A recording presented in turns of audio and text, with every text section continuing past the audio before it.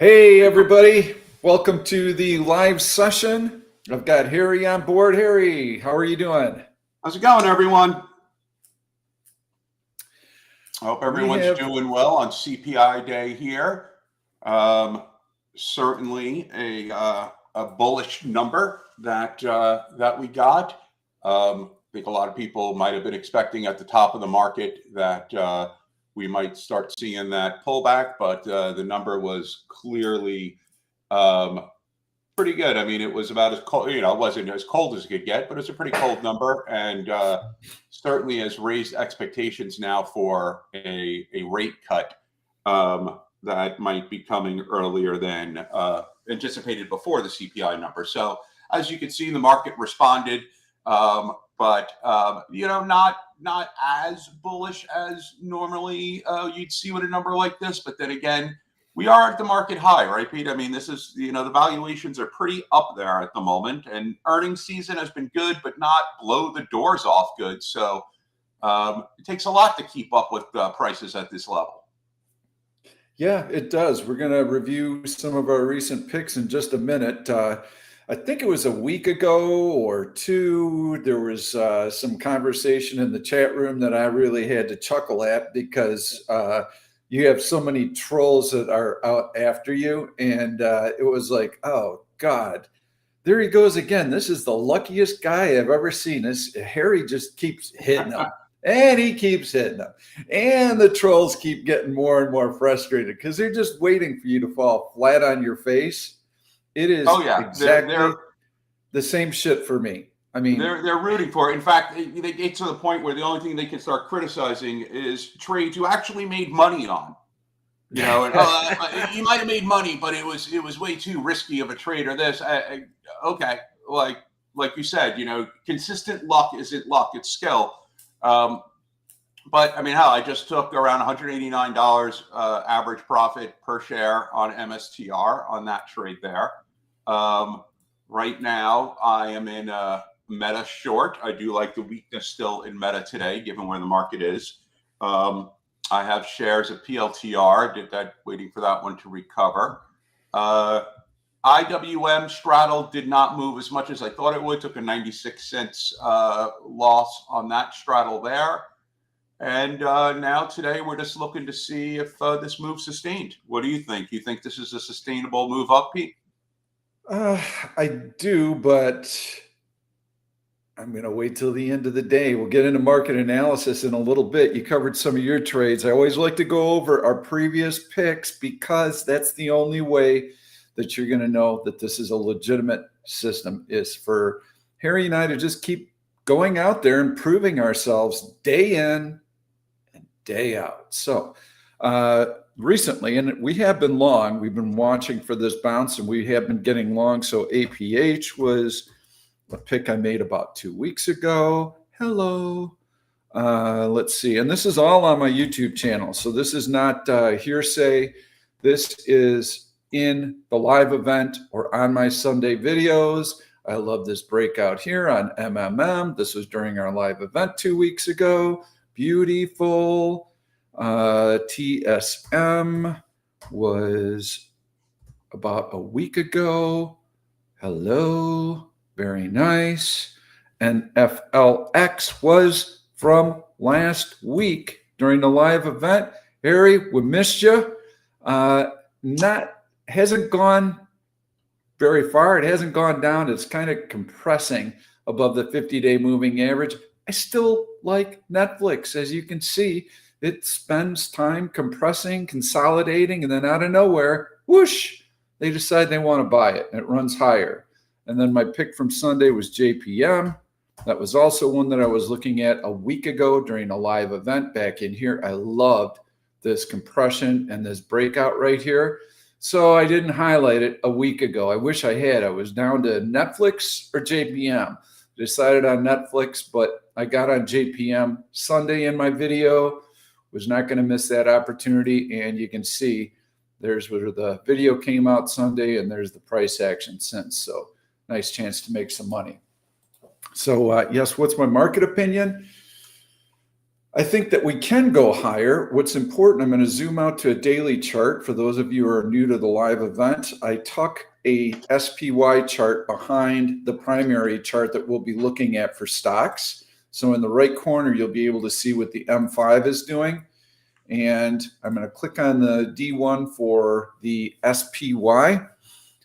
And yes, we could see follow through here. I like this breakout. We've got to be a little bit cautious because this is the bar from April 4th.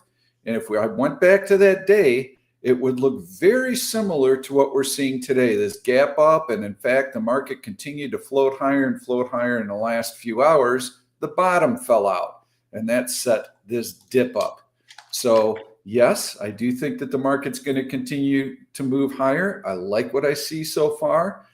Earlier this morning, I cautioned everybody about this gap up. Gap and goes are very difficult to trade. They are our worst scenario for day trading because we have the risk of a gap reversal. So we have to wait patiently to make sure that we have support. We'd like more than half of this gap up to be preserved. It was. And we'd like to see a bearish cycle run, and it did. And you can see right here that as this bearish cycle ran, we preserved most of the gap, and lo and behold, we're right back at the high of the day. This was going to be a great bullish cross. We were ready for it. This was a benign bearish cycle, a divergence, if you will. OneOp was telling us to get long, to expect a breakout. Boom.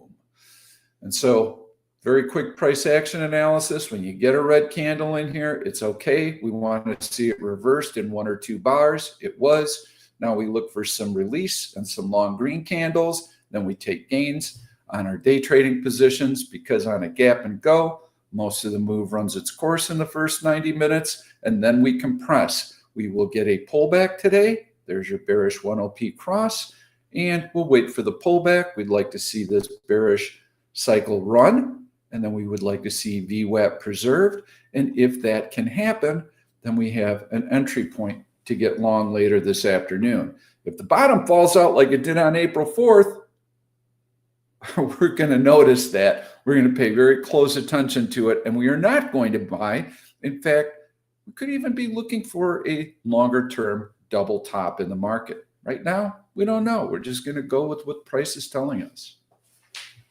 Your view up down right now to 526.75. We're still a ways away from that, so it may come down and test it, and then it'll be interesting to see if it holds. I tend to think it will today, but we will see. I do have an early pick. I like AVGO. If the market stays strong, AVGO, a call debit spread on that, maybe a 1400, 1410 call debit spread is a little expensive because it's already at 1405. So you could go to 1410, 1420. You can get that for around $4.10. I like that. I like the call debit spread on AVGO. The calls themselves by themselves are a little expensive, so you probably would want to do a spread on that stock if you're bullish. The shares obviously are a bit cost prohibitive for most at $1,406. But I do like this breakout here on AVGO. I also like it. There's a very clear downward sloping trend line from March 4th, connecting down. You connect at 4.4, connect again to the top of 4.11, and then again to yesterday, 2 days ago, 5.13. Yesterday, that trend line is broken to the upside. And then today, you have a nice continuation right off of yesterday's high, breaking up. You have 1438 as a kind of all-time high for this stock. So you might see some resistance there, but that is $32 away. Certainly enough space for a decent call debit spread on AVGO. So that would be probably my pick of the day right now. I think I don't see anything that would change that unless we see SPY retrace. So again, that's all contingent on us maintaining this market breakout that Pete just talked about. Yes, and so you're going to have some folks out there who are calling for a market reversal right now. And you're always going to have that contra crowd out there that, oh, the market can't rally this much. Oh, the CPI wasn't that much lower. This thing's going to roll over hard. And so you will get some S&P day traders who are looking to short this move, the move that all of you should be paying attention to. And it could fall apart. I'm not saying that it won't, but you would need to see some stacked long red candles on heavy volume. If you have data back to April 4th, go back and see how that day played out and look at that sell-off. That's how you know that you've got some serious selling pressure. We're not seeing anything like that right now. So the better play and the mindset that you should be in, you come in, Pete told me gap and goes are not good to buy. There's a lot of risk to the downside. So, oh, there it went without me. Okay, I'm being patient. You are going to get a window of opportunity. And the more this pullback looks like a crowning formation, the more it looks bearish, the better it will be, because that's going to lure in short sellers. You'll get a bounce somewhere around VWAP, and that will be your entry point for a bounce later in the day and a good place to enter long positions. So I am looking to add to swing positions today near the last hour of trading when I am convinced that the market is not going to roll over and play dead. And so if I zoom out on the D1, do a little market analysis here, and this is what I was talking about earlier. In here, I told everyone in October, get out of your short positions where this thing's going to bounce like nobody's business. We're going to have a massive rally. I was 3 days early, I think. Okay. So yes, we got that bounce, and this strength was so strong. We were adding until March, when we started to kind of flatten out. Okay, well, this is a time to start taking gains on your swing long positions after a run like that, when the momentum is starting to wane. We had the April 4th long red bar off the top. I told you we're going to see increased volatility. This is a time to be in cash. This is a time to go into day trading mode. And we were able to catch some nice day trading shorts right in here. Now, this is where I told everyone we're going to be getting a bounce. How did I know? Because of this strength. You don't need to take my word for it. Go back and watch every freaking video from October. Look at every market comment I posted. So this strength told us we were going to get a bounce, and this is where we took starter positions, and then we've been adding on breakouts above the 50-day moving average, above AVWAP-Q. I'm going to put some of the moving averages up. And the people that were coming out of the woodwork telling me I'm a freaking idiot, that this thing was going to roll over and we're going to have a big correction, where are those folks now? They're nowhere to be found. I had people here on this April 4th bar telling me, oh no, this is not a market top. We're going higher. Where are those folks now? So I'm not trying to predict what price action is doing. I'm just reading it, and it's telling me that this dip was fairly brief and shallow, multiple tests above the 100-day moving average. You've heard this all before from the live events, teaching you how to read price action. This is a nice breakout to a new all-time high. What I'd be looking for now is that this rally starts to get some tiny little bodied compressed candles.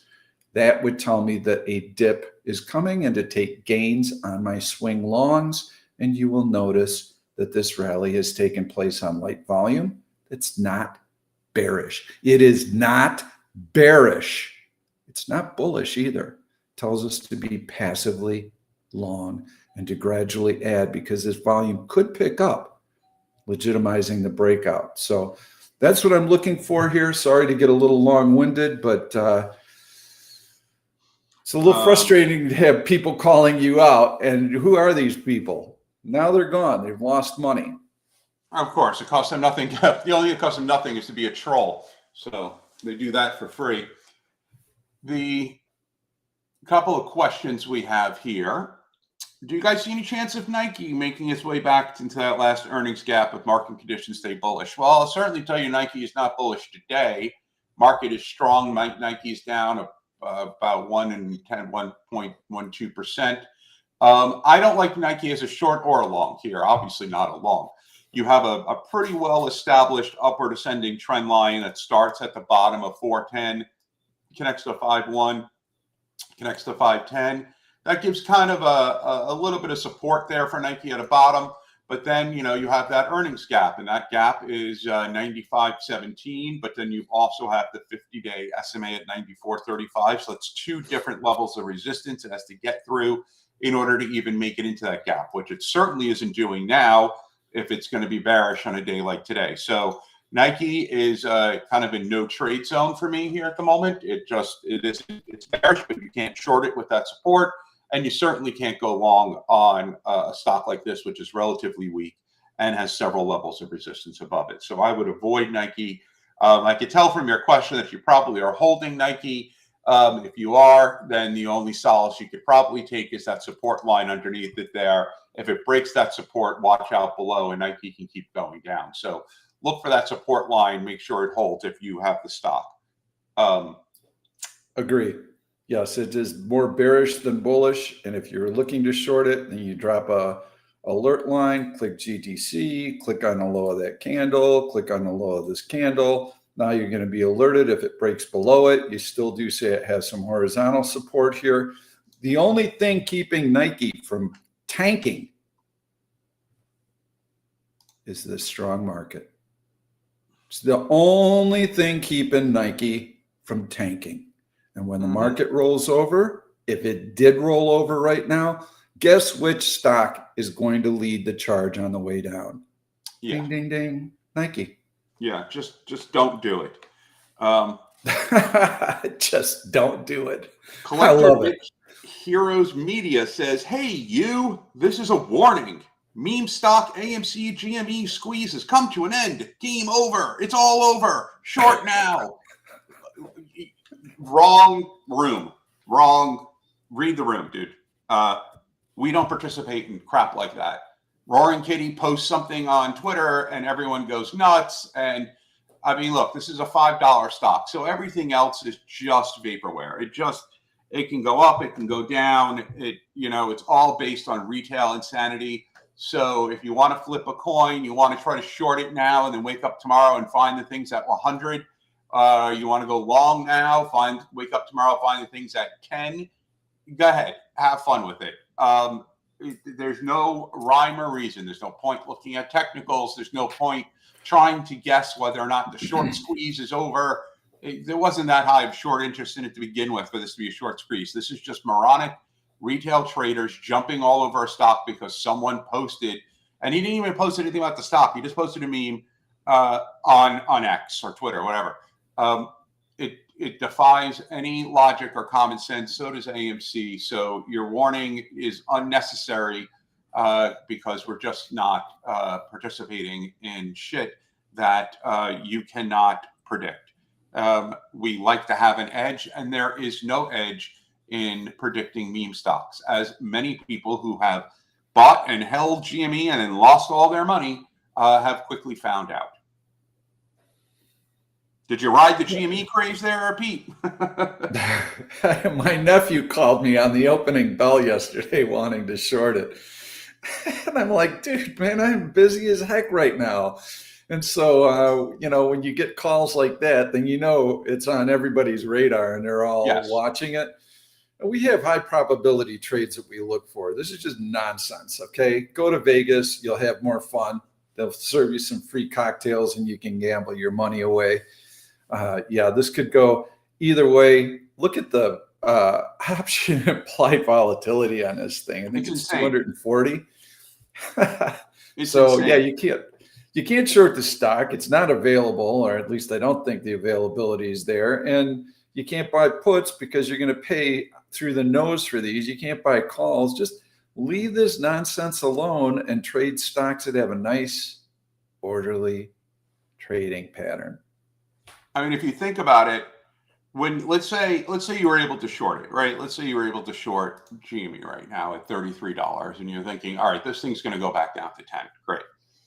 And because it's got no rhyme or reason to it, let's say all of a sudden Roaring Kitty posts something again on X, and all of a sudden this thing shoots up to 50. Now you're short, right? Now you might be thinking in your head, okay, all right, if I just hold and wait, this thing's going to come back down. But there's another part of your head that's going to think, well, what if the insanity continues? By definition, it's insanity, right? So insanity has no rhyme or reason. It can continue. What if it goes to 100? What if it goes to 80 and you're still short? Are you still holding? At what point does your margin call kick in? At what point do they force you to close it? And then, of course, you wake up the next day after you close your short and bam, it drops down to 10. You have no ability to rationally look at those charts and make a decision. You have no ability to go, okay, just because it went up and I'm short, I can still hold because of this resistance level, or I can still hold because of this. None of that applies. In fact, all that applies is a fear that it could keep going. So yeah, there's just, obviously a year from now, is GME going to be anywhere above $15? Probably not unless not unless it gets bought by some company. But there's no point in holding through that roller coaster. Someone here asked, Saeed, hey, Pete and Harry, for intraday trading, is a support and resistance on, say, a 30-minute chart stronger than the same on a 5-minute chart? Are both considered similar? Well, there's two ways to think about that. Obviously, one way to think about it is the strength of the number itself, right? Like if you're looking at an average, if you're looking at an average price index or something like that. An average over a longer time period is going to be a stronger average than one over a shorter time period. So if you're looking at a daily average, it's going to be shorter. It's going to be stronger than a 5-minute average. So that's one way to look at it. But another way to look at it is how prevalent is that that line, because support and resistance lines are only as significant as much as other people pay attention to them. So look at VWAP. VWAP is generally a 5-minute established volume-weighted average line, right? Now, you can look at the 30-minute VWAP, but the VWAP that institutions and that most traders are looking at, if you're not looking at a VWAP or anything, but you're looking at straight VWAP, is the daily 5-minute VWAP.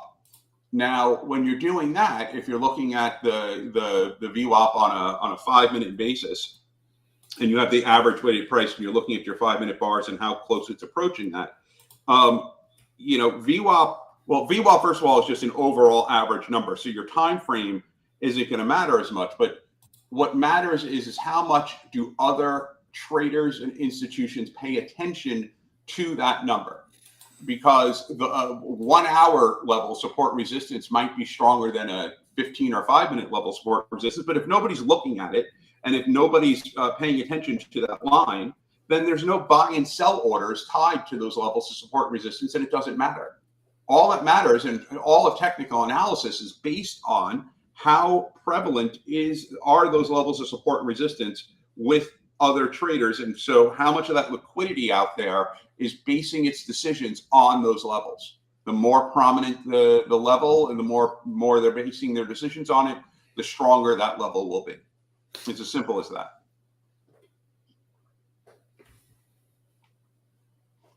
I had one comment here regarding the April 4th big reversal day, that it's different than today because at that time VIX was starting to increase.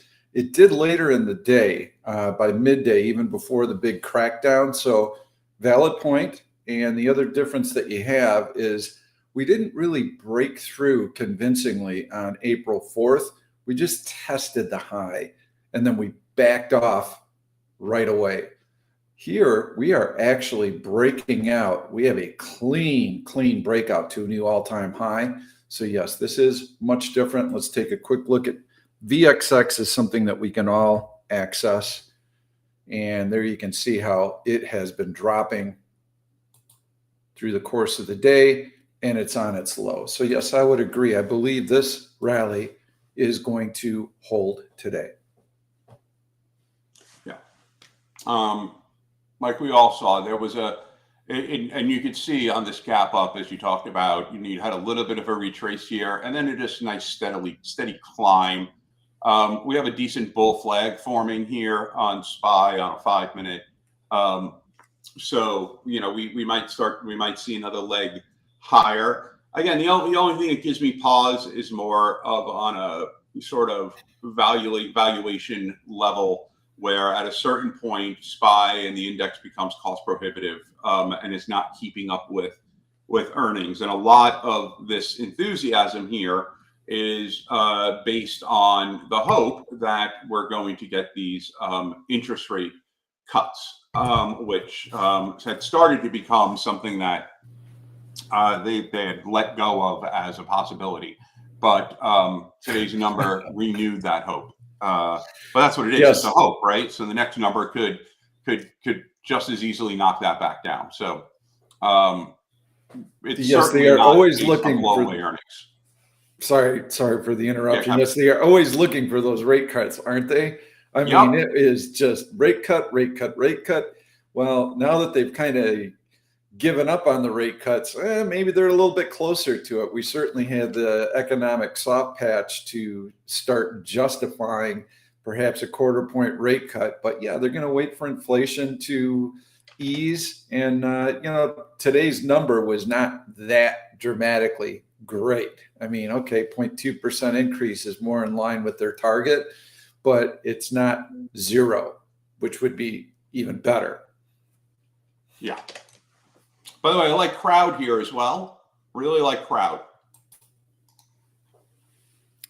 I was just looking at PANW, and I like that one as well, but I've highlighted it, so I'm not going to highlight it again because I've just recently highlighted it. So like this compression breakout here to a new high of the day. Oh yeah, beauty. Wow, love that. These are automated trend lines in Option Stalker Pro. Beautiful breakout right there to a new all-time high. That's a gorgeous one, man. I could get behind that one. That could be my pick of the day. Apple was some pick that someone asked about. Do we like it? This is a nice chart. This is a D1 automated trend line breach to the upside. You've got a high plus. You got a couple of high minuses. You've got this big gap post earnings. We're through that high. Everything looks good for Apple to challenge the all-time high. The issue that I have with it versus other longs, which is this is the game. We have a finite amount of capital, and we have to decide how we are going to allocate that capital. Is Apple the best pick that I can find? The answer would be no, because I don't like this big trough and this selling that we've seen. Does it look good right now here to go higher? Yes, it does. Can I find other stocks that I like better? Yes, I can. Ones that did not have this big drop. So we have some decent picks here now. I mean, AVGO, Crowd, PanW. I mean, these are all obviously on the tech side of the world, and earnings are starting to wind down. We got, I think, Walmart tomorrow, right? Maybe Amet tomorrow after, but nothing really market moving is coming.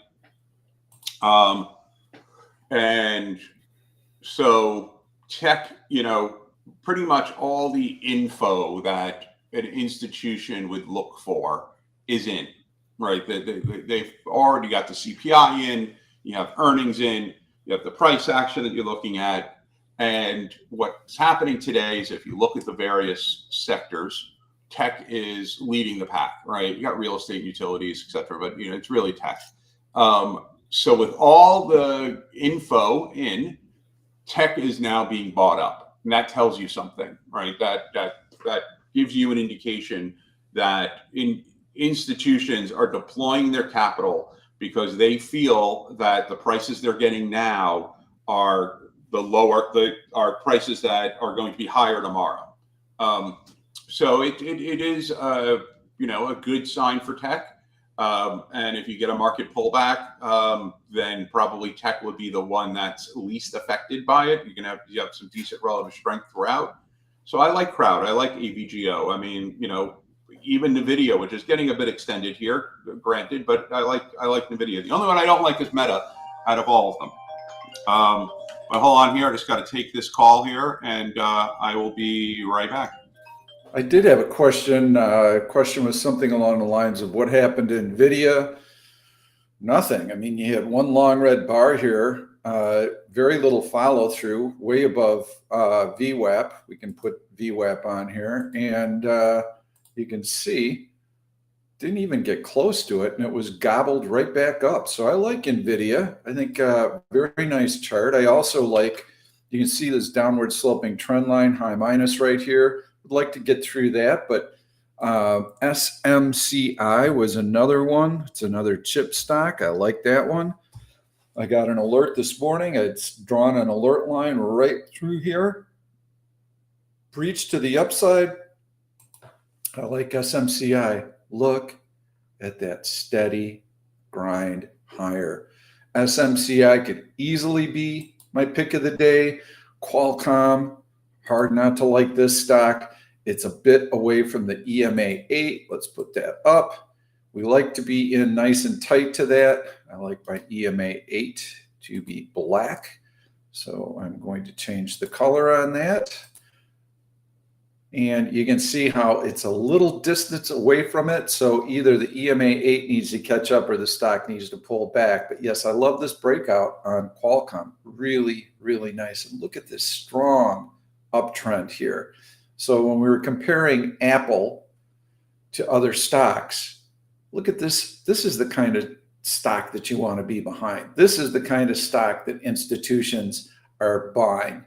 Never had that big trough. Apple did miss on their revenues also. So the market was able to discount that. It is a mega cap stock. So as the market goes higher, they'll have to buy Apple because it's in the indices. So that also helps to prop the stock up a little bit, but it's being dragged higher by its hair right now.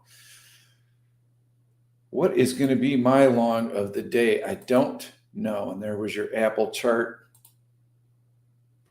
We've had a bit of a rally in Chinese stocks. I would be very careful with those. I see their economy is really struggling. PBOC is going to be issuing some longer term bonds. I saw that. So they're going to be trying to stimulate growth. AMAT on a breakout to a new all-time high through this high minus trend line. It would need to get through the high of the day, earnings on 516. So no, this is not going to be my pick, but that is a stock to watch tomorrow. It's got earnings announcement. I would expect it to break out. All the chip makers, TSM has been a recent pick of mine. Look at that baby go. I just love that. They came out and said that their earnings are going to be up 30% in Q2. That's huge. Texan, Texas Instrument, nice breakout. No pullback during the market decline on a D1 basis. There's your market decline, D1. What did Texan do? Compress, compress, compress, compress. Held the gains. Market starts to rebound. See you later. Relative strength. It's what we do. It's how we trade. So just clicking through, I didn't have a pick ready when I started the live event today. So I'm just kind of going through. I'm just going to focus on my Green Royal Flush search. This is just such a great search. MMM's been on the list. Gosh, I really do like PANW. I had highlighted earlier today. So let's take a look at why I like that. CRWD could be the pick that I use. I might have to steal Harry's pick. This is why I like this. You can see it's still got this big gap that it can fill in here. Downward sloping trend line. We're poking through. But Pete, you just said you didn't like Apple because it pulled back. Yes, that would be a reason that I don't like PANW as much. It is getting through some resistance points and it's got that nice gap to fill. So It's not going to be PANW. I've highlighted it back in here also as a bullish put spread. I did like that bottoming formation. So let's keep looking. I'll take a look at some of your questions here. Javi, you sold some bullish put spreads on our picks, JPM, MU, Google, Netflix, AA, TSM. They all paid awesome. Good for you. And that actually is a more conservative way to play the upside to the market, because that's a neutral to bullish bias, and you're distancing yourself from the action. You're taking advantage of accelerated time premium decay, so that if the market has a hiccup here or there, you can weather that because you're selling out of the money and the stock can move around a little bit. So well done. Nice.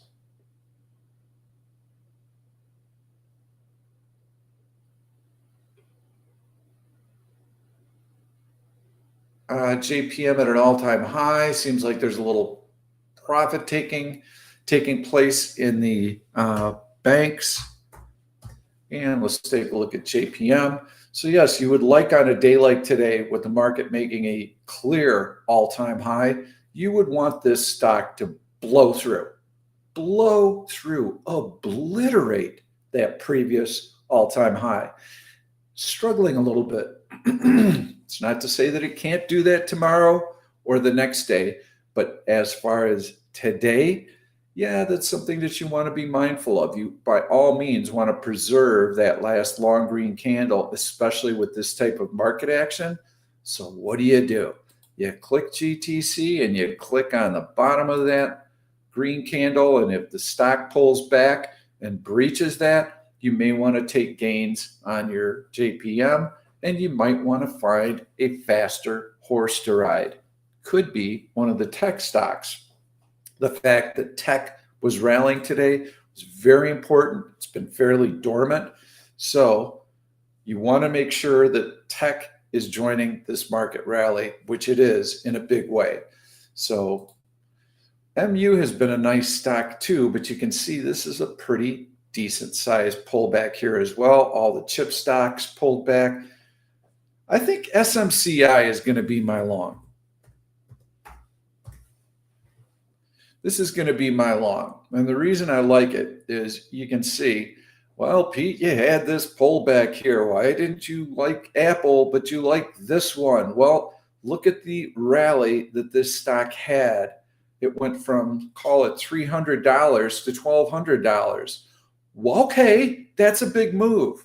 That tells me that buyers are interested in here. So when it did pull back from this high, it still preserved most of its gains. So this is just a normal pullback in a bull rally. And now you're starting to see that stock move higher.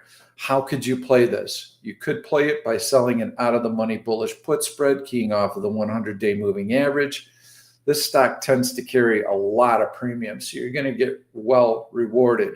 100-day moving average, $750. So let's take a look. Mind you, you're $150 out of the money. And I'm just going to wait for Harry to continue to come back here.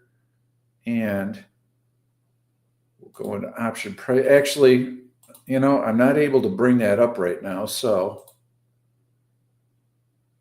that's how I would play it, though. I'd sell that bullish put spread below the $750 strike price, sell the 750s, buy the 745s, do that for a credit of $1 or more. Try and stay inside of 3 weeks, ideally inside of 2 weeks. That should be a nice way to play it. You can also wait for a breakout above the 50-day moving average, and you could buy it there. And you can see also that the stock is not very far from that EMA 8. So that's another good way to play it.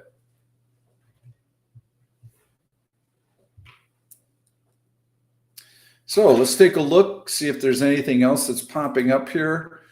Schwab breaking out to a new high here. Decent as far as the financials. Really strong trend in here. Let me see if I've got any other questions that are coming up here. NVIDIA's earnings, good point. NVIDIA's earnings, let's check the NVIDIA earning calendar here and see what we've got. We've got earnings on 5/22, so that is in 1 week. So yes, I would be carefully trading this to the upside. You don't have any real opportunity on a pullback. You can day trade the heck out of this. So I like NVIDIA. I like the breakout, but that would be one reason to perhaps look for another stock to trade. SMCI, that one I believe, yeah, that posted a week ago. So you don't have any earnings announcements to worry about there.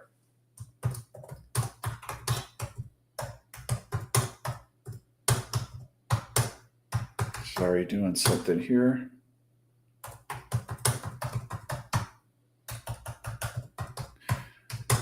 So let's see what else we got.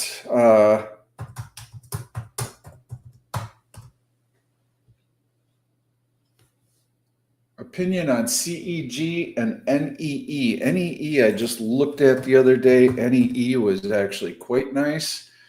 Again, we're away from that EMA 8. So if you were long, here's how you would play that. So let's say you've got this breakout here, you like it, you buy some here, you see the continuation. You could add. Ideally, you'd like to be closer to that EMA 8 and wait for any kind of pullback to add. So now you're simply riding this trade. I would ride it until I see a bearish engulfing candle like this, except that wasn't a bearish engulfing candle. You open above the prior day's high and you close below the prior day's low. So it's a long red engulfing candle. I would ride this move until you see that, but I would not buy here. You would need to see a pullback to the EMA 8. And even then, you would just take a very small starter position. You want to make sure that the stock is showing good relative strength. So market higher, stock needs to go higher. So at this juncture, I'd just be looking for an exit point on an earlier long to take gains on. And I would use that bearish engulfing candle D1 as my sign to do so. The other stock that was mentioned was CEG.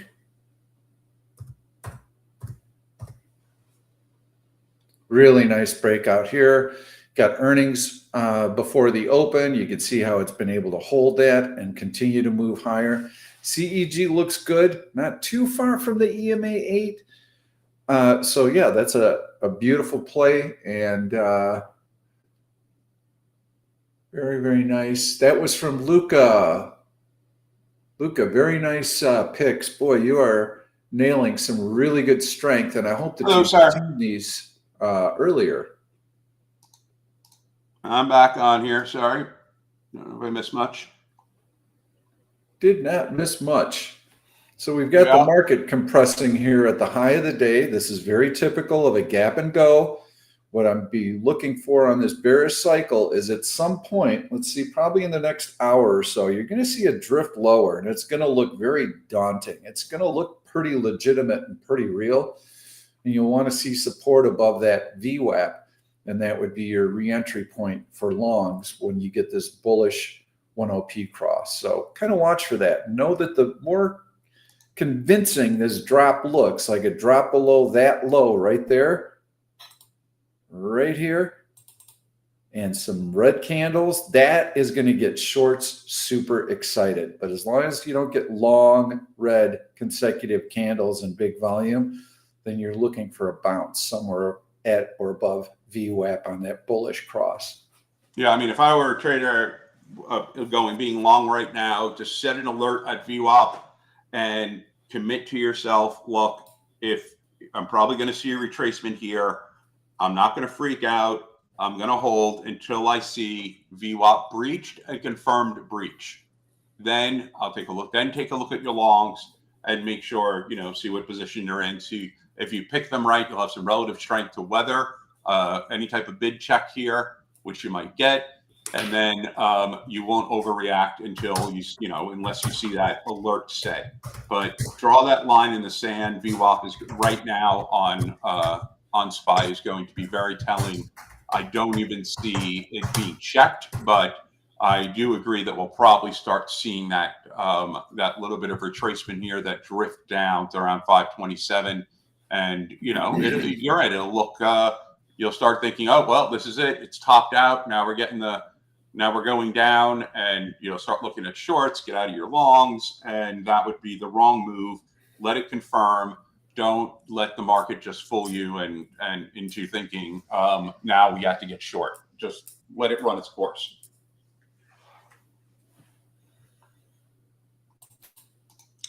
Looking to see some other. Pan W really is a nice pick there. What else looks good here today? SMCI is my pick of the day. SMCI, I like it.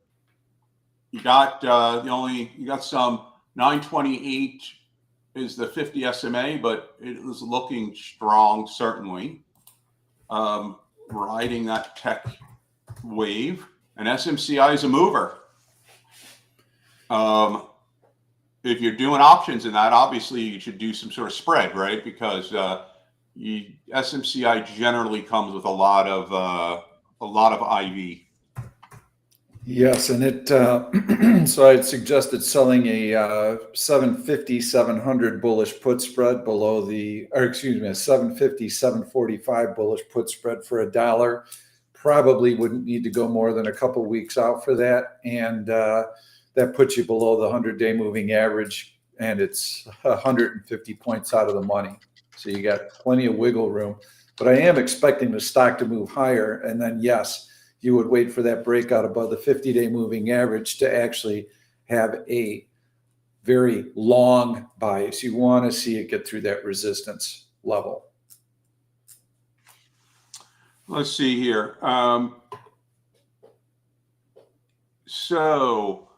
Obviously PLTR, I think there was an overreaction on the earnings trade, on the earnings there. That's why I'm still holding that, and it has based at a support level, so I have no qualms holding that. Same thing with SHOP. I have no qualms at the moment holding SHOP, particularly since I know institutions are starting to buy up SHOP at a 58 level, so no issue there.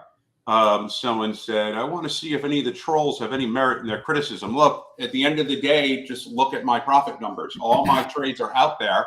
So if I am not making money, then they're right. If I am making money, then they're idiots.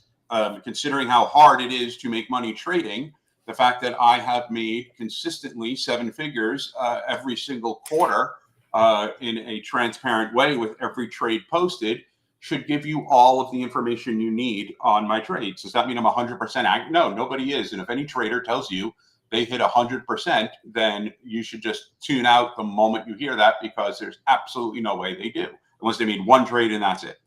But look, trading is you make your best shot at things that you think you have an edge on, and at times they don't work out, right? Particularly with options trades, when you have a limited amount of time for that trade to pan out, and if it doesn't, then you're going to, the option's going to drain out.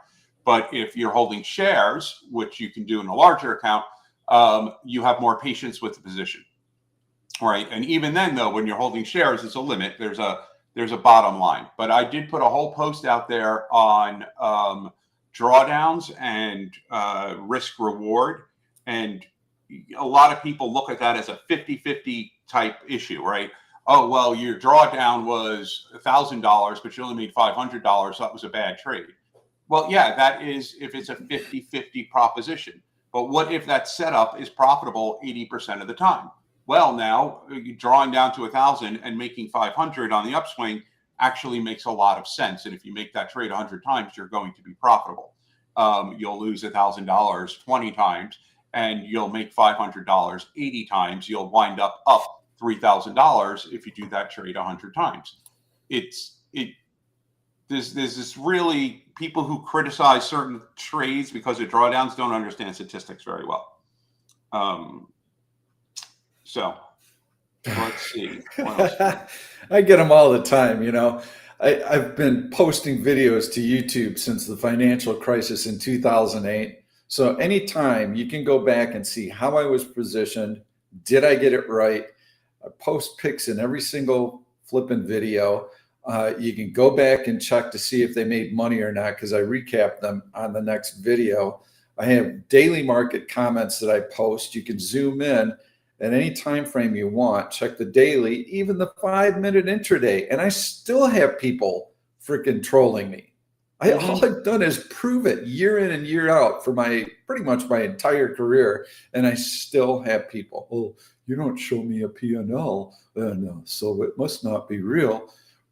I'm showing you before the trade is even taken. And guess what we just got here? I just got an alert on Nike. So Nike continuing to drop. Remember how you and I just said, don't touch this thing. This thing is going lower. Look at that move down. Wow. There it is, Nike. And if you're in that trade, and it looks like it's going to break through that upward sloping trend line here, and it looks like it's right, it just broke through that. You might want to consider exiting if you have a long position in Nike, which I don't know why you would, but if you do, you might want to consider exiting. Signal P still on the shop trade. Okay. I make earnings trades at times, as you all see. I don't post them in the OneOp chat, in the OneOption chat room. I post them on X. I do earnings trades because I have a slight edge on earnings trades. I get an incredible amount of institutional information that I share. Sometimes those earnings trades do not pan out, right? Overall, in the long run, they do, but occasionally they don't. Right now, then when they don't, I then check on when will institutions start to buy back up that stock, or will it continue down? Shop, I have plenty of indications that they are going to start buying up the stock at around 58, right? So that is where I'm holding it. If it flows, I will consider it. Not, that's why I'm holding the position, just like I did with Melly with the short of the puts. I collected the premium on the puts that I sold on Melly, and then I held Melly through the earnings trade and made close to over $1 million, close to $1 million on that. So there's a reason why I'm getting lucky every single time. Where my trolls keep saying, well, eventually luck will run out. Well, it hasn't run out yet if it is luck. And you would think if it's luck, then eventually I would flip a coin and it would come up tails, right? But I haven't gotten that tails yet. So there must be something else going on. I wonder what that is. Someone said you legged out of IWM and Meta. Is there certain criteria that makes you want to leg out? Yeah, Meta is relatively weak today. It looks like it's strong now, but look at the market, right? So you got to compare it to the market. So I'm legged out of Meta, and I'm holding the puts on it because any market pullback is going to drag Meta down with it. And when that happens, I don't want those short puts holding back the trade. So they were pretty much at around $1. I took the profit on the short puts, and now on a pullback on Meta, I have until Friday on that. I will take profit on that. Again, why did I buy more shop? Once again, there's a reason. I am being told by an institution when they're going to start buying. I then share that information with retail traders about what the institution is doing. Those buys occur over time. I lowered my average cost on shop to 72. Know that nothing our followers should buy themselves, because I've said a million times, even though I'm following institutional trades, you should not do earnings trades. Not a chance.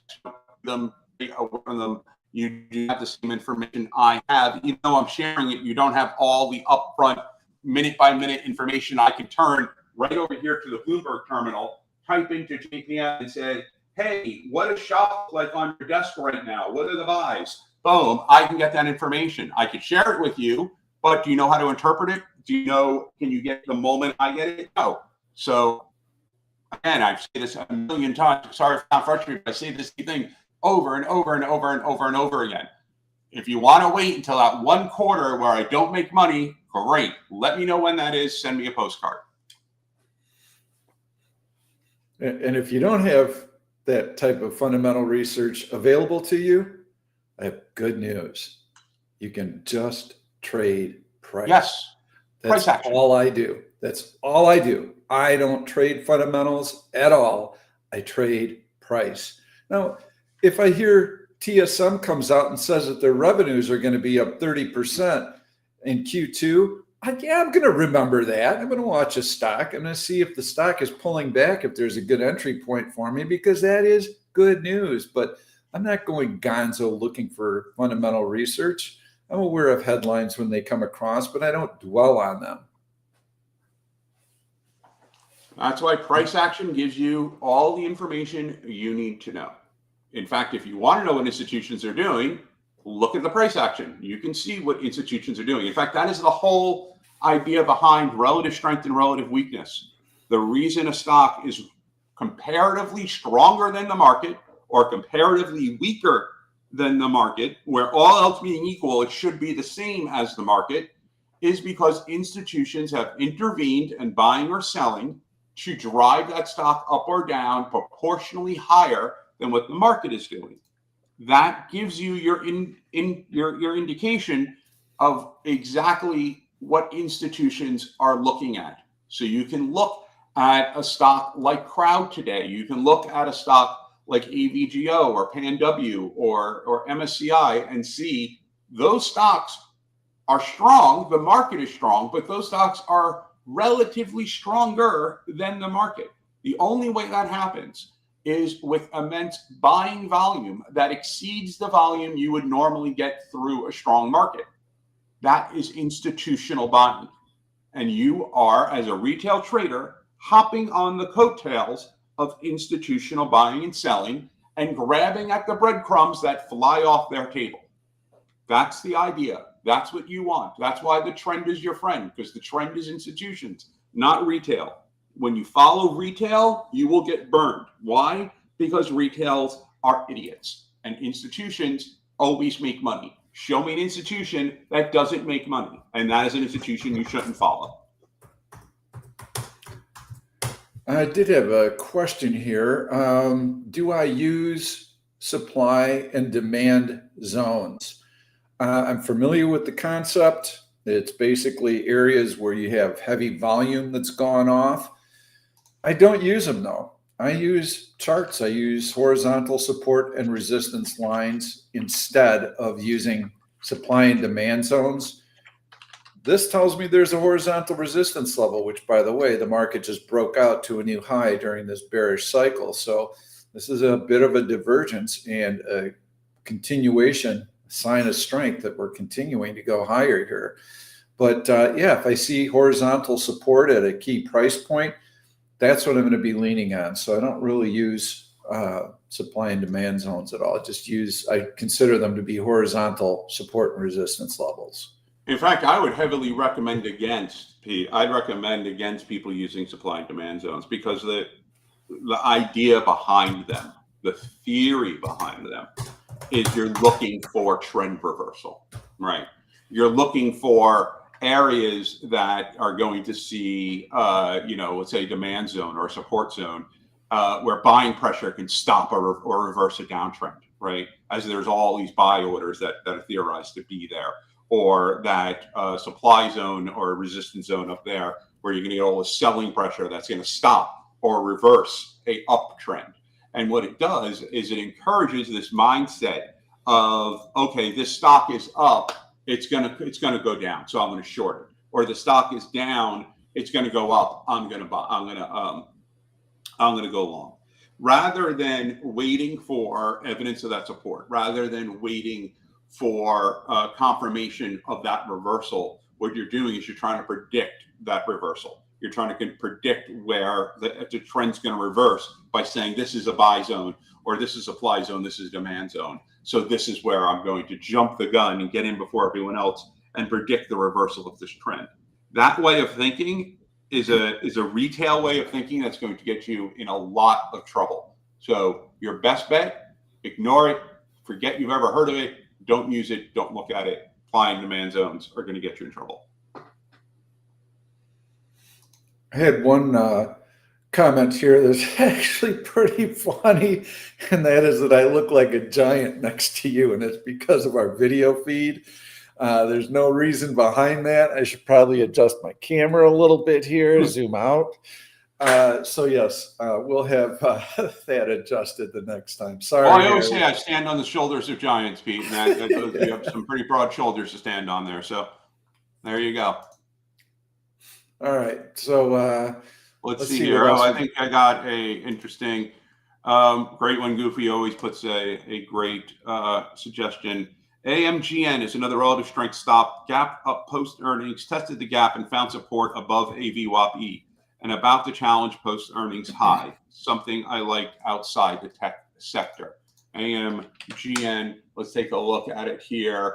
Very nice. Nice break of compression here. Yep, challenging that earnings high. I do like it. AMGM, yeah, as usual, a very nice pick. If you're looking for something non-tech, that is pretty spot on. What do you like that stock there? Amgen? I do. I mean, I like the pattern right here. I like the continuation after the gap up. So yes, I do like that pattern. It's been in a very deep trough here. So I probably would go back just to find out what the heck happened to Amgen. Did they have some kind of clinical trial that didn't work out? What was the deal with this drop in here? But for right now, it does look like this stock, whatever the news was, whatever the reason for this dip, it is gapping up. You can see it makes pretty big volatile moves. So it is a biotech, and a lot of biotech stocks have this very funny, they fall in and out of favor, it seems like. And plus, they tend to be really newsy. It's like it's either the news is gangbuster good or not. Yeah. And a lot of times you can't even depend on the news itself, because a lot of a price movement on these biotech stocks is in anticipation of a release, a report on a trial or whatever it is. And then that comes out and you think, oh, wow, it worked. Everything's great. And then the stock drops and you never see sell the news events like you see on biotech. Biotech is just famous for the sell the news. AVGO, by the way, up $8 since I mentioned it. I have a question earlier today. I mentioned that in order for this gap up in the market to be legitimate and to gain traction, we needed to see participation from tech stocks. Why did I say that? Is it because tech accounts for the largest portion of the S&P 500? Yes. That is why, and those stocks have been relatively dormant post earnings. They really haven't moved much. We needed to see some life in those stocks, because only when they move higher would we have the fuel necessary to push the market higher. Yeah, the market is not some monolithic thing. It is composed of thousands of parts, some parts bigger, some parts other. And it's not going to move without some of those larger parts moving with it, right? You can have all the smaller parts moving, and if the bigger parts, and you take that magnificent those seven stocks, they make up a disproportionately large portion of the market. That's the liquidity, that's the ETFs, those are market movers. It's why NVIDIA earnings is a market moving event, right? Go back 2-3 years ago, it wasn't. Now it is. Because it makes up a huge amount of the liquidity in the market, just the volume alone going into that stock. So, yeah, it's very difficult to have the market move without tech. Normally, you have a counterbalance. When tech is up, energy is down, right? We see that all the time. Tech up, energy down. Energy up, tech down, right? But on occasion, and if you look at today, and you look at the sectors, you do have energy down. Today is one of the only sectors that's down, but it's kind of flat, and obviously tech is up a decent amount. On the days when you have both of them up, both tech and energy up, the market just, the market just keeps going. And as you can see here, SPY did break out to the upside, and it is really making a new, every move right now is a new all-time high on the market. So this is not where I would get long. It is sort of a pretty precarious point, but obviously there's no denying that this is a bullish breakout. And one of the reasons that we're getting such a nice move goes back to the daily chart. So we got this really, really, really strong trend from November, and then we get this dip. We were waiting for this dip, but you can see these are mixed, not mixed, but overlapping candles. Gap up, sell off, gap up, sell off, gap up, sell off. So overlap into the previous candle. That is not strong. Even though these are red candles, they're overlapping. So that tells us that buyers are still out there. Well, you have all the pundits and all the bears clamoring that, oh, this is it. This is it. We're starting to see economic weakness and the Fed's not doing anything. This is going to be the short of the century, that kind of mentality. And then whoosh, see ya later. Well, guess what? All these smart folks right in here, they are fueling this move higher because they have to cover their shorts. That's what's happening. We're going to break out to a new high. So the guys that shorted in here, ooh, I didn't like that move. Oh, well, the 50-day moving average is going to hold, so I'm not worried about that. This is still a good short. Now we break out above the 50-day moving average, and they're thinking, oh, God, I didn't like that. But the all-time high, this is going to be a double top. There's going to be a double top, lower high, no problem. I'm going to hang on. I'm going to see what happens. Break out to a new all-time high. Guess what they're thinking now? Oh, shit. I just got my ass handed to me. I got to cover. This thing could go to the moon now. So that's what happens. That's why you don't pick market tops. That's why all in here I said that at most, we are day trading from the short side because we're trading against this strong trend. And now, for those of you who have had your butt handed to you, this is a very important lesson. You've already paid for it, so you better learn it, or you're going to pay for it again. Do not pick market tops. And if you're a very long-term swing trader in here, you do not have to bail on the first sign of trouble because you know that this is so flippin' strong that at very minimum, you're going to get a bounce close to the all-time high. And that will serve as your exit point if you do make a double top lower high, but it didn't happen. In fact, you could be adding in here to your already long positions that you have on a very long-term swing basis. It's funny if you look at, just take X right now, Twitter, whatever. You can't, if you're kind of follow financial stuff on there, you can't scroll more than a second without seeing some sort of article or something that goes, the man who predicted Bitcoin when it was at $5 says the market is going to crash by 50%. Or the person who called the 2008 crisis thinks we're headed for a huge cliff.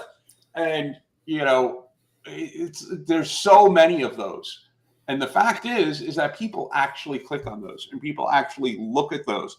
Forget the fact that whoever that person is probably in between those two called 100 different market crashes. And, we're right one out of every 100 that they call. But people, these clickbait ads, and here's any serious article, and even the serious articles need to all be taken with a grain of salt, right? Because if you look back, what I now tend to do is when I see one of those articles, is I will click on it and see what has that author recently been saying. If they said the opposite of what they're saying now, just like a week ago, you could just dismiss it right out of hand, right? They're just flipping back and forth. But no serious article is going to try to clickbait you with a headline. That's your first giveaway. If you see any headline that's a clickbait headline, don't even bother with it.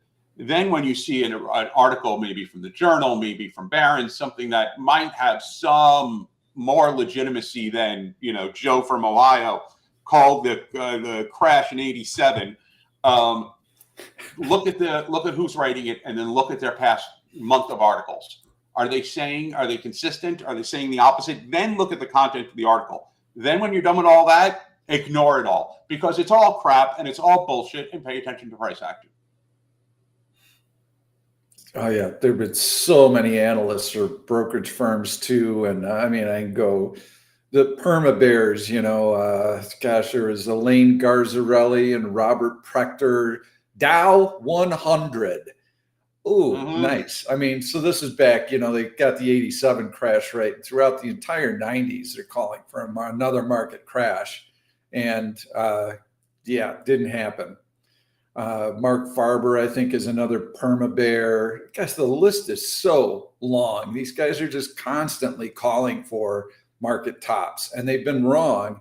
I can't imagine that they still have followers. There was another analyst, I think his name was Henry Blodgett, was maybe JP Morgan, whatever. His deal was that, oh my gosh, Warren Buffett doesn't know a thing. He doesn't know the new world of investing. This is in the late '90s, when all you had to have was a .com behind the name of the company. And he blew up. He blew up hard in 2001, 2002. So just you have to be very careful of who you're following, especially these analysts that are trying to put fundamental information behind it. Someone just posted that Kathy Wood was buying Shop at 63. That's a name that I wouldn't put a whole lot of credibility behind, not given what's happened in the last 3 years for sure. No, she's had quite a bit of misses there. And, even with some of the rebounds in her stock, I think her portfolio is still pretty far down.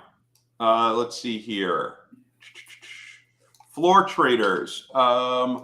Someone mentioned, Med had mentioned some institutions use floor trader pivots, R1, S1, PP, R2, R3, etc. Is that accurate? You were a bit on the floor there, Pete. Anything that you remember on that front? Medhead, I love you, but what floor traders? Is there a trading floor I don't know about? Obviously, he's talking about guys who used to trade on the floor and are off floor now. I don't use any of those pivot points. I find that the more crap I put on my chart, the more obscured it is. And if I just have 1OP, VWAP, and the price, that's all I need. I do use 1O volume because I do like to see where the volume is coming in. That is all I use. I'm such a plain Jane when it comes to trading, but I've learned to really get good at it. I mean, look, also every one person's S1 and R1 is a different person's, S2 and R2. It's, you're looking at your first support, your second support, your first resistance, your second resistance. Some people are the previous day's high and the previous day low. That's going to be my first support and resistance point. Now, this trend line here is the second one. SMA is the third one, and so on. And, you can drill down and drill down. My only issue with anything, well, one, cluttering up your charts. You don't want to do that. But two is, in order for a technical analysis support, because all technical analysis really boils down to is correctly identifying support and resistance, right? That's what it boils down to. And in order for that to be applicable to your trading, it has to be consistent, right? So you have JPM, you have Goldman Sachs, you have all these different institutions out there. And some of them there are some consistencies, right? The 50 SMA is the 50 SMA no matter where you look. And VWAP and these are all going to be consistent. But some are arbitrary or subjective, like what are they going to choose as those pivot points? What are they going to choose as the S1, R1? And unless there's consistency across the board, it's not going to help you in trading. So what you're trying to identify when you're looking at support and resistance is really what levels are institutions going to stop selling? What levels are they going to stop buying? What levels are they going to start selling? What levels are they going to start buying? Then you look to see if that is confirmed through the price action. and then you move forward with your trade. Unless it is a consistent across, you're going to start seeing mixed messages. So MedHat is right, as usual, that they do use that, but not that there's floor traders. I think that's just a colloquial term, but it's not consistent across institutions, so it becomes not as practical for you as a trader. Back in the good old days, the floor traders, they did not have a lot to really go off of. They were buying bids and selling asks as much as they could. That's what floor traders did. Some of them would do their own line charts at the conclusion of every 5-minute period, so they at least had something to look at on the floor. They didn't even have any charts. So it was very hard for them to follow what the previous price action had been. But the good ones knew what it had been, and they paid attention to who was buying and who was selling and in what kind of size. And that's what they would base a lot of their decision making on. Indeed. All right. Let's see. Is there anything else out there? Did want to make a comment. So yeah. You come in, you see this rally. Oh, it's strong. We're at a new all-time high. Ooh, this thing looks like it's going to roll over. It looks like it's going to roll over. I have a bearish 1OP cross. I think I'm going to short in here. I think I'm going to short. When we started this live event, I specifically said the only trade that you would want to take is on the long side today. This is a bullish trend day. You do not even think about the short side. And so this move right here, I may not have caught it, but I didn't fade it and I didn't lose money because we did have this bearish cycle here. I was looking for the market to drift lower, but I knew better than to short this kind of a move. And so as it's starting to creep up to the previous high of the day, I still have 1OP drifting lower. No, I didn't catch that breakout, and I don't want to catch that breakout. But I avoided a very costly mistake because that is probably 527.40. So you got about a 15-point loss in the S&P 500 if you try to get cute. So don't get cute. Don't try and trade these little pullbacks. Keep your eye on the ball, which is buy the dip, buy the dip, buy the dip. This is also where future traders can get their asses handed to them. I mean, it really, there are certain things that you have to ask yourself, what is your staying power on a trade, right? And future trades can move really fast, obviously, as we know.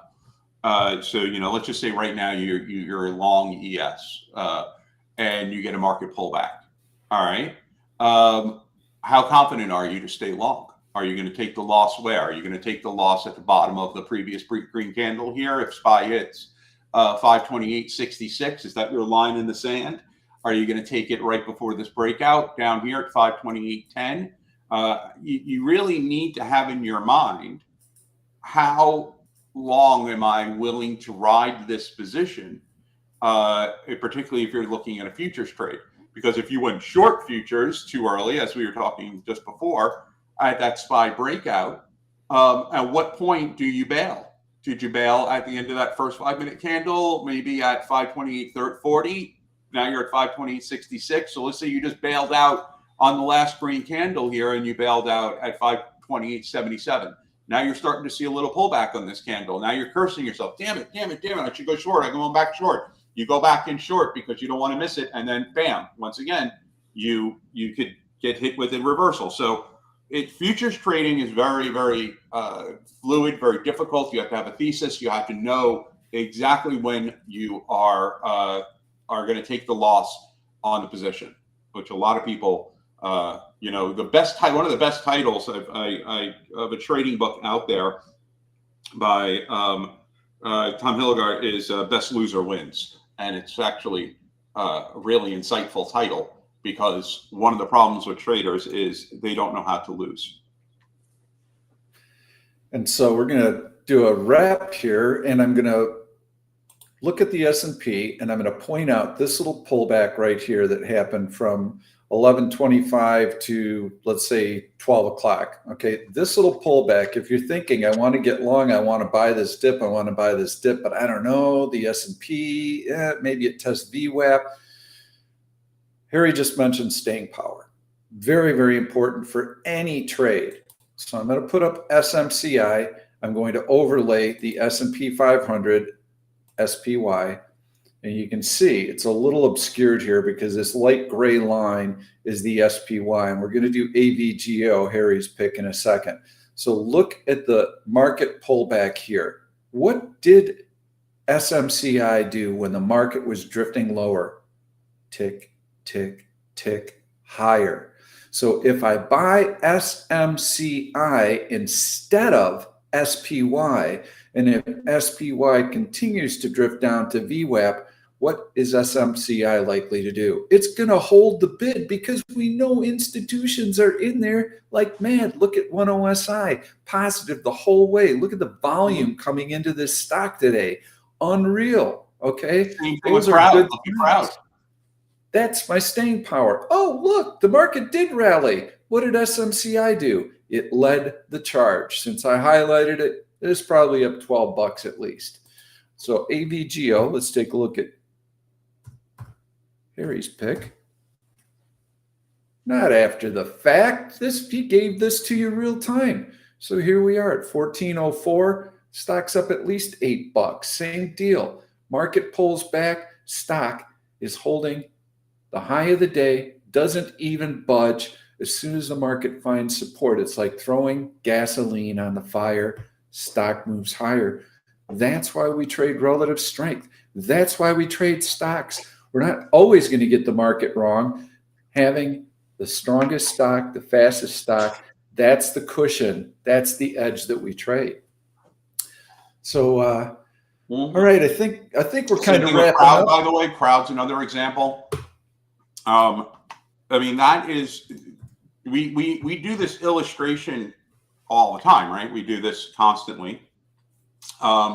Is showing if you bought the index, SPY or QQQ or ES or NQ or whatever your future, however you're playing the index, right? Compared to buying the stock through the stock itself or options, that is relatively strong or relatively weak. And we show time and time again what side by side the difference is. And you will be very hard pressed to find a time when buying the index is going to outperform going long on a relative strength stock or short on a relative weak stock in comparison on any time frame. You're just leaving money on the table. If you think SPY is going up and you want to go long SPY, go long the relative strength stock.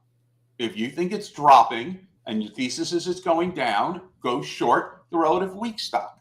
You're going to make more money because if you're right and this SPY does drop and you say SPY is going to drop, I want to short SPY. Oh, but look, this stock is relatively weak and you short that stock, guess what? You're going to do better because by definition, that stock is going to outperform. SPY drops this percent, that stock's going to drop more than that percent because it is relatively weak. So very rarely are you going to have a time where you're going to say it was better off buying the index, better off shorting the index. Very rare. Yeah, and crowd, beautiful. You can see market rallies up, stock starts compressing because it makes such a big move early that it's not just going to keep going into perpetuity. It's going to have a little bit of a pause. So when the market is pulling back, you can see the stock is actually starting to move higher. It's regaining its relative strength here. If you had right-clicked and you came in early and you said, hey, I really like crowd today, so I'm going to create an alert. I am going to go into relative strength weakness, and I'm going to select that. And when the stock goes strong versus SPY M5, I want to be alerted. Well, it's going to know that it's strong relative to SPY. When you set the alert here, it's going to wait for it to go negative, and then it's going to wait for it to go positive right here. That's where you'll get your alert. And lo and behold, the market's starting to come out of its dip. and you're in here at a new high of the day. See you later. Perfect. All right. Harry, All right, thanks so everyone. much. Just a quick note, next week, we're going to have to do our live event on Tuesday. So please make note of that. Harry, does Tuesday work for you? I'm sure it does. Let me take a look here real quick.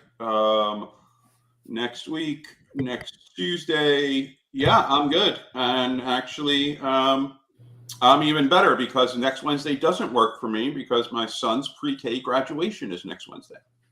All right. Well, awesome. That's an important event. You don't want to miss that. And I got Not stuff the one going over. on. Nope. Yep. And after next Wednesday, I'm going to take a week off. So I will see you I'll see you Tuesday. I'll do my recording on Sunday. We'll see you Tuesday for the live event. Thanks so much for attending, everybody. We'll see you then. All right. Thanks, Pete. Bye, everyone. Thanks, Harry. Bye now. You too.